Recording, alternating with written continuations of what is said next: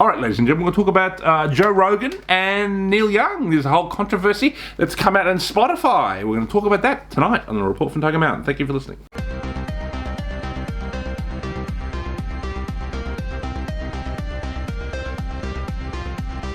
All right, Joe Rogan versus Neil Young, ladies and gentlemen. We live in strange times, don't we? There has been a recent controversy where the 1960s kind of hippie musician who used to fight against the man, Neil Young, who now fights for the man on behalf of Big Pharma, has decided to boycott Spotify over Joe Rogan's, I guess what you would call, embrace of, the alternative narrative in relation to vaccines, in relation to COVID, in relation of promoting ivermectin and things like that. So, this is what we're seeing at the moment. It goes to show how, what you'll call the woke left of today is nothing like the old left. The old left was, certainly anti-big corporations, anti-big pharma, anti the establishment. But now, people like Neil Young and obviously Joni Mitchell followed him along. These people used to be kind of rebels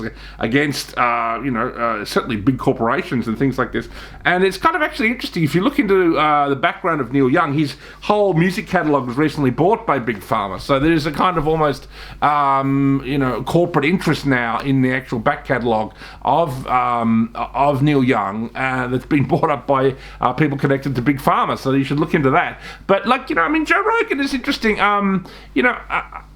Personally, I'm not a huge fan of, as a person, I don't particularly like Joe Rogan. I don't think he's particularly intelligent.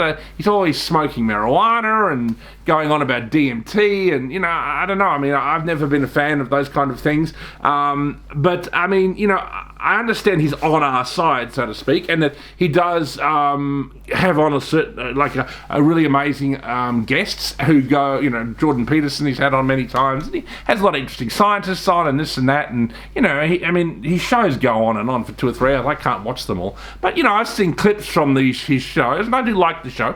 But, and I have no problem with the kind of content of the show. I think some of it's quite interesting. But,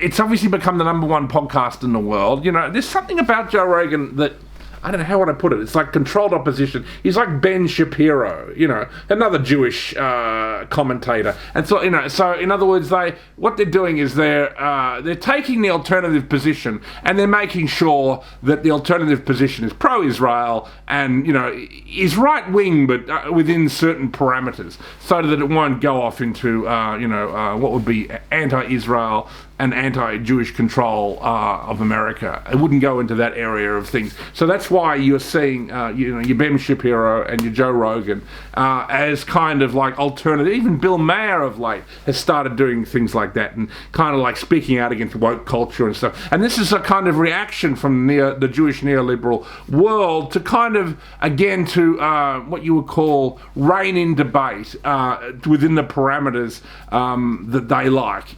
So I think, that's what's been going on there. Obviously, even if someone is controlled opposition, I'm still a fan of Joe Rogan to a certain extent. I do think as I said before, he has a lot of interesting guests on, and he has a lot of, I guess like Ben Shapiro, who I probably hate more than I hate Joe Rogan, he still says some interesting things as well. So I guess we just have to put up with these commentators, but I think we should be aware that they are traitors and that they are, they're not part of our movement. They're not friendly. They are, essentially there to keep the debate within the kind of parameters of the neoliberal world order.